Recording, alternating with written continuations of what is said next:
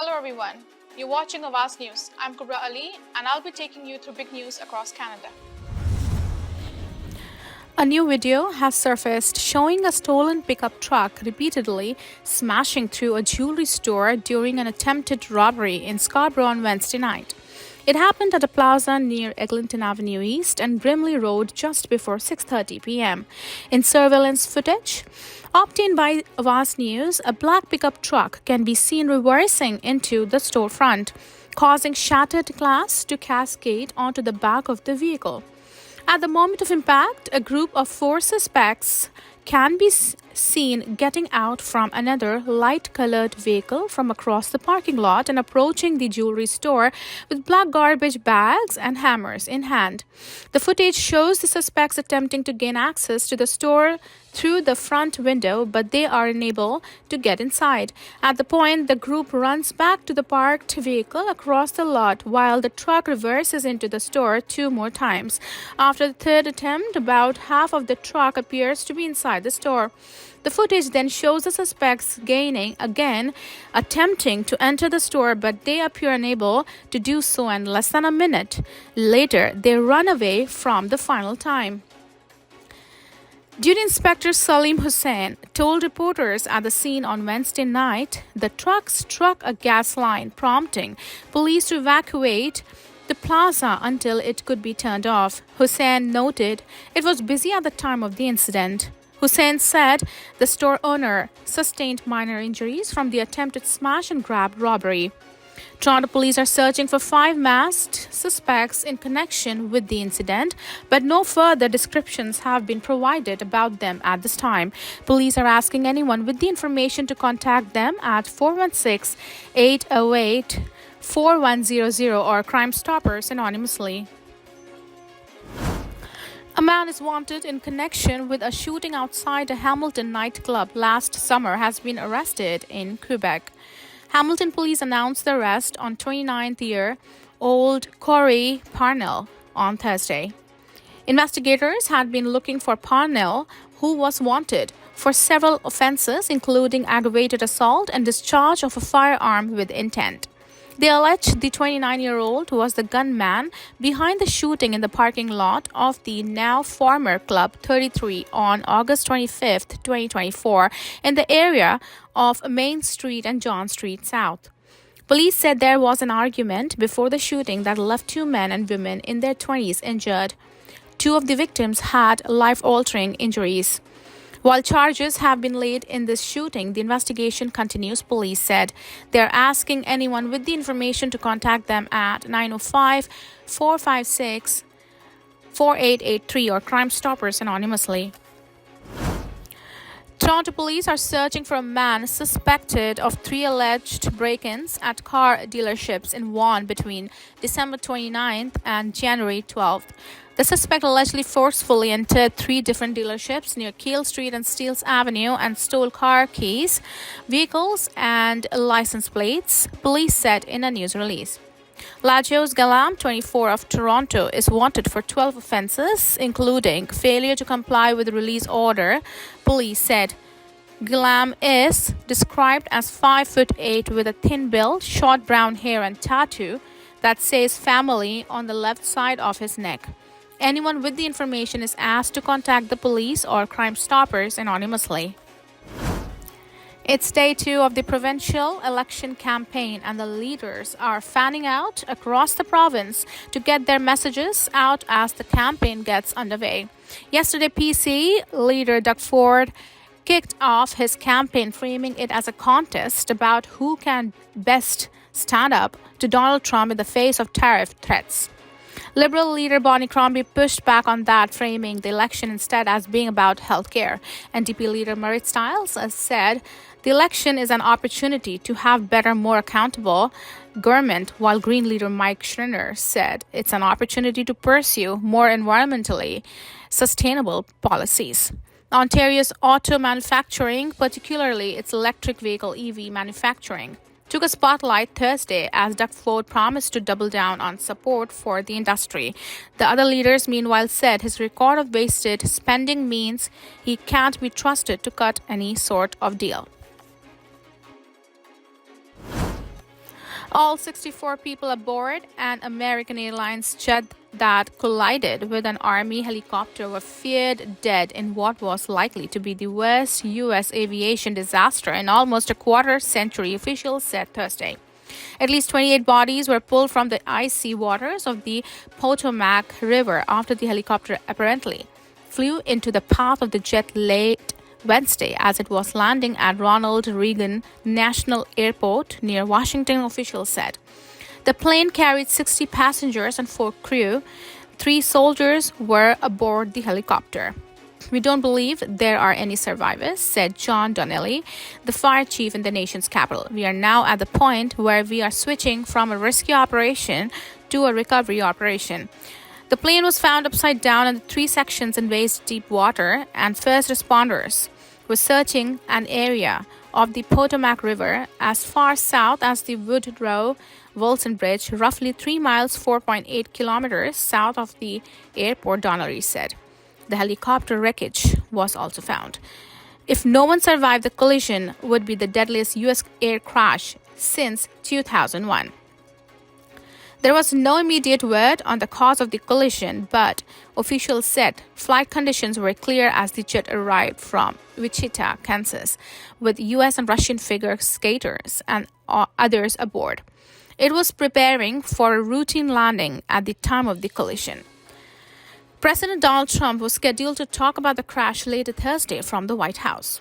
Images from the river showed boats around the partly submerged wing and the mangled wreckage of the plane's fuselage. Inside Reagan National Airport, the mood was somber Thursday morning as stranded passengers waited for flights to resume, sidestepping camera crews and staring out the terminal's windows at the Potomac, where recovery efforts were barely visible in the distance. Astor and Demixio had been at the airport since Wednesday evening with her elderly father, who was flying to Indiana to visit family. She spent much of the long night thinking about the victims and their families. I've been crying since yesterday, she said, her voice cracking. She recalled seeing a young woman frantically running through the airport around the time of the crash, possibly in search of a loved one who would never return. I pray for them, she said. This is devastating. Investigators will try to piece together the aircraft's final moments before the collision, including its contact with air traffic controllers. Toronto Mayor Olivia Chow is opting to keep a proposed 6.9% property tax increase intact, but expand tax relief measures for seniors and those living with disabilities as part of her finalized budget for 2025. In a news release issued Thursday, Chow's office said after hearing feedback through the budget consultation process, the decision was made to increase the property tax deferral and cancellation income threshold by 5% to $60,000 for seniors and people with disabilities. Chow's office said this move will support an additional 2,300 households, bringing the total number of people eligible for tax relief to 30,000. Those residents will also qualify for water rebate and solid waste rebate programs, the release noted. The budget, which was released earlier this month, includes 5.4% property tax hike in addition to the annual 1.5% hike to the City Building Fund, which is levy designed to help fund critical infrastructure projects. Taxpayers will also see 3.75% increases to water and garbage fees as part of the budget. The money, Chow said previously, will be used to employ more first responders, expand food programs, and hire more apartment inspectors to ensure rental units are in a state of good repair. Chow also previously announced that the 2025 TTC budget would freeze fares for a second year in a row. Money will also be allotted to hire more traffic wardens in an effort to ease congestion in the city. Not all members of council support Chow's proposed tax hike, including Councillor Brad Bradford, who told Awaz News Thursday that the budget really sticks it to the middle class in Toronto. I would have expected Mia Chow to take the feedback that I am sure she has heard that people cannot afford a tax increase that is triple the rate of inflation right now and reflect that into her revised budget, he said. A special meeting of Toronto City Council will be held on February 11 to discuss the proposed 2025 budget.